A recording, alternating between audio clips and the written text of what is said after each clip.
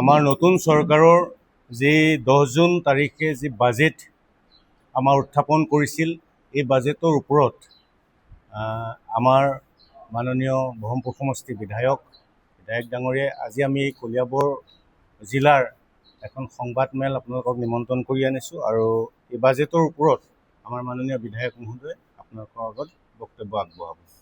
সতীৰ্থ সাংবাদিক বন্ধুসকল, যোৱা কিছুদিন আগত অসম বিধানসভাৰ যি বাজেট অধিৱেশন আছিলে, যোৱা পৰহি দিনাখন এই বাজেট আমাৰ বিধানসভাত সকলোৱে সৰ্বসন্মতিক্ৰমে ইয়াক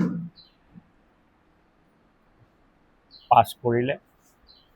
এই বাজেটখন মই ভাবোঁ অসমৰ ৰাইজৰ কাৰণে বহুদিনৰ মূৰত অসমৰ ৰাইজে সৰ্বাংগীনভাৱে প্ৰত্যেকটো ক্ষেত্ৰতে বিকাশৰ বাবে চুই যোৱা এখন বাজেট।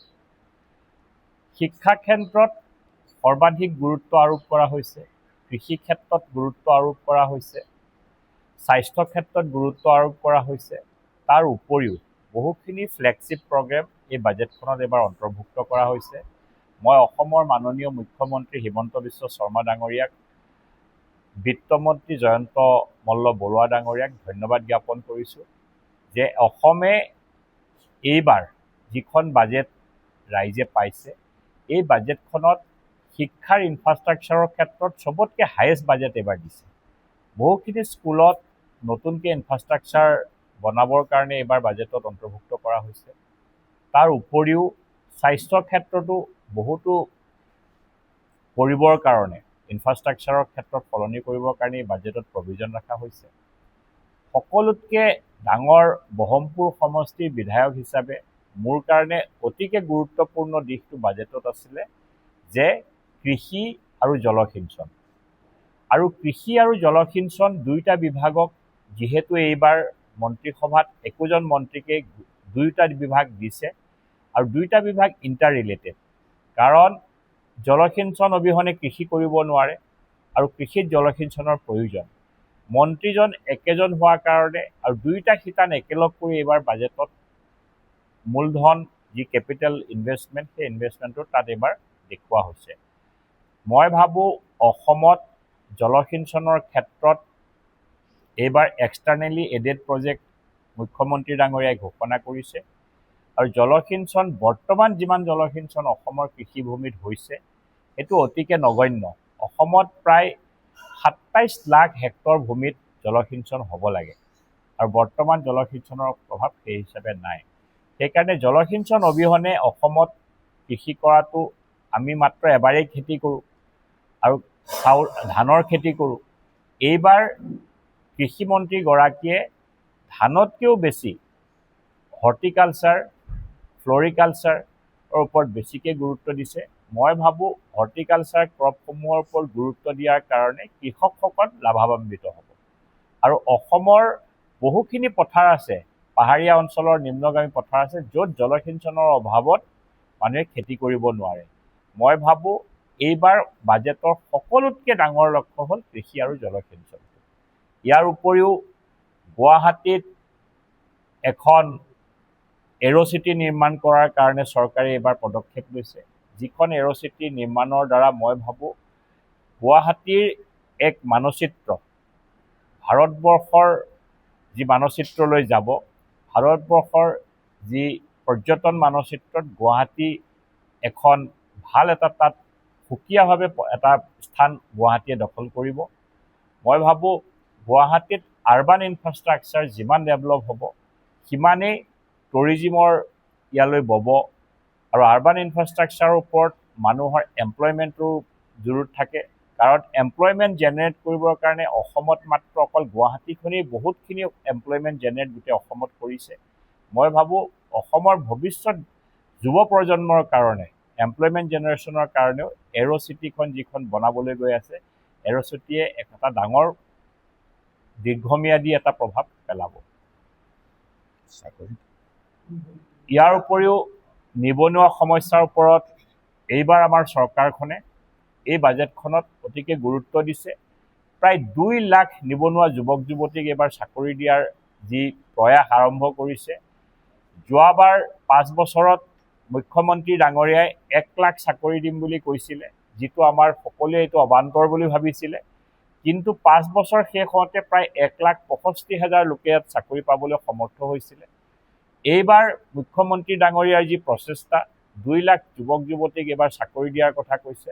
মই ভাবোঁ ই 2 লাখ অতিক্ৰম কৰিব। তথাপি 2 লাখো কম নহয়, 2 লাখ অতিক্ৰম কৰিব। এয়া যুৱক যুৱতীসকলৰ কাৰণে চৰকাৰী কৰ্মসংস্থাপন। ইয়াৰ উপৰিও বেচৰকাৰী কৰ্মসংস্থাপন আৰু নিজকে আত্মনিৰ্ভৰ কৰি তুলিবৰ কাৰণে এইবাৰ মুখ্যমন্ত্ৰী ডাঙৰীয়াৰ বাজেটত প্ৰায় 10 লাখ নিবনুৱা যুৱক যুৱতীক 2 লাখ টকাকে মুখ্যমন্ত্ৰী আত্মনিৰ্ভৰ আঁচনিৰ অধীনত এইবাৰ লোন দিয়াৰ কাৰণে বা গ্ৰাণ্ট দিয়াৰ কাৰণে এইবাৰ ব্যৱস্থা কৰিছে, যিটো অসমৰ অৰ্থনীতিত অসমৰ যুৱ প্ৰজন্মৰ আত্মনিৰ্ভৰশীল আৰু কৰ্মসংস্থাপনৰ কাৰণে ভৱিষ্যতমুখী এখন বাজেট।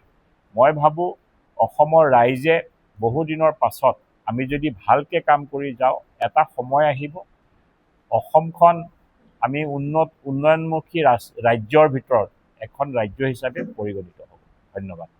এইবাৰতো বানপানী আমাৰ তাত হোৱা নাই, এইবাৰতো ব্ৰহ্মপুত্ৰত বানপানী হোৱা নাই এতিয়ালৈকে, ভগৱানৰ কৃপাত।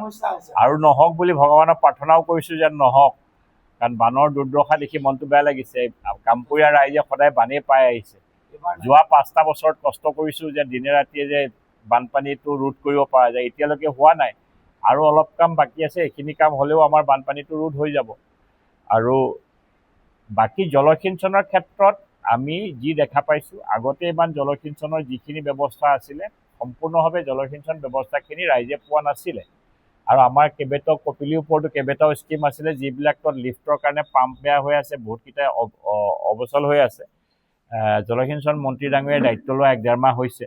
তেখেতকো মই অৱগত কৰিছোঁ, তেখেত নিজেই ব্ৰহ্মপুৰলৈ আহিছে, নিজে চাইছে। আৰু তেখেতে কৃষি ক্ষেত্ৰত প্ৰথম কৃষি বুই ৰোৱা আৰম্ভ কৃষিমন্ত্ৰী হিচাপে নগাঁও ব্ৰহ্মপুৰতে আৰম্ভ কৰিছে। সেইকাৰণে ব্ৰহ্মপুৰ সমষ্টিৰ ৰাইজ সৌভাগ্যৱান। আৰু আমিও বহুত আশাত আছোঁ, কাৰণ চৰকাৰখন আৰম্ভ হৈছে। বিধায়ক হিচাপে ময়ো বহুতো আশাত আছোঁ যে আমাৰ ৰাইজে জলসিঞ্চনৰ প্ৰকল্প পাওক, আমাৰ কৃষিভূমি উৰ্বৰ হওক, বানে নামাৰাকৈ থাকক। আমাৰ 2টা বান নহ'লে আমাৰ কামপুৰৰ ৰাইজ ধনী হৈ যায়, 2টা বান নহ'লে আমাৰ গোটেই এটা ডাঙৰ বৃহত্তৰ এৰিয়াৰ ৰাইজ টনকিয়াল হয়। আৰু ধুনীয়াকৈ যদি হয়, ইৰিগেশ্যনটো হয় আৰু বানে নামাৰে, তেতিয়াহ'লে মই ভাবোঁ আৰু 3-4 বছৰৰ পাছত আমাৰ কামপুৰৰ ৰাইজ পিছ পৰি থাকিব নালাগে। এতিয়া প্ৰত্যেকখন এতিয়া বৰষুণৰ কাৰণে প্ৰত্যেকখন নদীয়ে প্ৰায় বাঢ়িছে অলপ অলপ। নিশাৰী যোৱা 3 দিন ধৰি অলপ অলপ বাঢ়িছে, অলপ পানী সোমাইছে। এইখিনিৰ কাৰণে য'ত য'ত খেতিৰ কাৰণে য'ত বীজৰ হৈছে, ময়ো কৃষিমন্ত্ৰীৰ লগত কথা পাতি ডিষ্ট্ৰিক্ট এগ্ৰিকালচাৰ অফিচাৰৰ লগতো কথা পাতি তাত আমি দিয়া ব্যৱস্থা কৰিম। দেখা গৈছে যে পানী অলপ হ'লেই তেলিয়াতি ৰাস্তাটো প্ৰত্যেকবাৰে বুৰ যায় আছে, তাত কিবা ব্যৱস্থা কৰিব লাগিব। এই পানীটো আহে একচুৱেলি যমুনামুখৰ পৰা, সেই বান্ধটো আমি এবাৰ বন্ধ কৰিব লাগিব। সেই বান্ধটোৰ কাৰণে এইবাৰ সেই বান্ধটোৱে মোৰ প্ৰধান লক্ষ্য। আৰু সেই বান্ধটোৰ কাৰণে ৰাইজে জেগা দিয়া নাছিলে, যে ৰাইজে মাটি এৰি নিদিয়ে। মাটি এৰি নিদিয়াৰ কাৰণে ৰাইজেও ডুবে আৰু এই কৰে। সেইকাৰণে এইবাৰ মই ৰাইজৰ লগত বহি কথা পাতিম যে ৰাইজে মাটিখিনি এৰি দিব নে নিদিয়ে। যদি এৰি নিদিয়ে তেতিয়াহ'লে তেনেকৈয়ে থাকিব লাগিব। কাৰণ বানমুক্ত বুলি ক'ব হ'লে ৰাইজে সহযোগিতা কৰিব লাগিব। বানমুক্ত সেইটোৱে যে ওখ কৰি দিলে দলং দিলে লাভ নাই, যদি পানীটো চ'ৰ্চ য'ত। এতিয়া এই পানীটো আহে যমুনামুখৰ পৰা। যমুনামুখৰ যিটো জেগাত বান্ধটো আছে, যিখিনি সেইখিনি এৰিয়াত মানুহে আমি বান্ধটো নিৰ্মাণ কৰিবৰ কাৰণে মই যোৱাবাৰেই কথা পাতিছিলোঁ। যোৱাবাৰ মই যমুনামুখ মোৰ সমষ্টিত সোমোৱা নাছিলোঁ, তথাপি মই তেওঁলোকৰ লগত কথা পাতিছিলোঁ যে কিন্তু সেই জেগাটো যদি এৰে, তেওঁলোকে যদি অকণমান এৰি দিয়ে যে তাত বনাবৰ কাৰণে, তেতিয়াহ'লে আমি তাত বান্ধটো মাৰিলে আমাৰ সেই পানীটো আৰু নাহে এইফালৰ পৰা। মই সেইটোৱে কৈছোঁ, এটা সেইটো মাৰিব লাগিব। আৰু যমুনামুখৰ ওচৰত য'ত যে মেইন মুখটো, কপিলী যিটো মুখটো, কপিলী আমাৰ যমুনা মুখটো, এই মুখখনত মাৰিব লাগিব। তাতে পানীটো তাৰ পৰাই অভাৰফ্ল' হয়। পানী বাঢ়িলে সোমাই যায়। আচল গুৰিত মাৰিব লাগিব, গুৰিত মাৰিব লাগিব। আৰু বানৰ ওপৰত আমি ষ্টাডিও কৰিছে, ৰাইজৰ লগত মই কথা বতৰা পাতি আমাৰ লোকেল ৰাইজে যিদৰে দেখিছে, কাৰণ বানটো আমাৰ অফিচাৰজনে ভালকৈ বুজি নাপাব, আমাৰ ৰাইজৰ কথা পাতিহে আমি আৰম্ভ কৰিছোঁ। সেইকাৰণে এতিয়ালৈকে আমাৰ 80% বান মুক্ত বুলি ক'ব পাৰি। 20% এতিয়াও আছে, যিখিনি আমি মুক্ত হ'বলৈ পাৰিলে আৰু ভাল। সকলোকে ধন্যবাদ জনাই আজিৰ সংবাদমেল ইমানতে সামৰণি মাৰিছোঁ।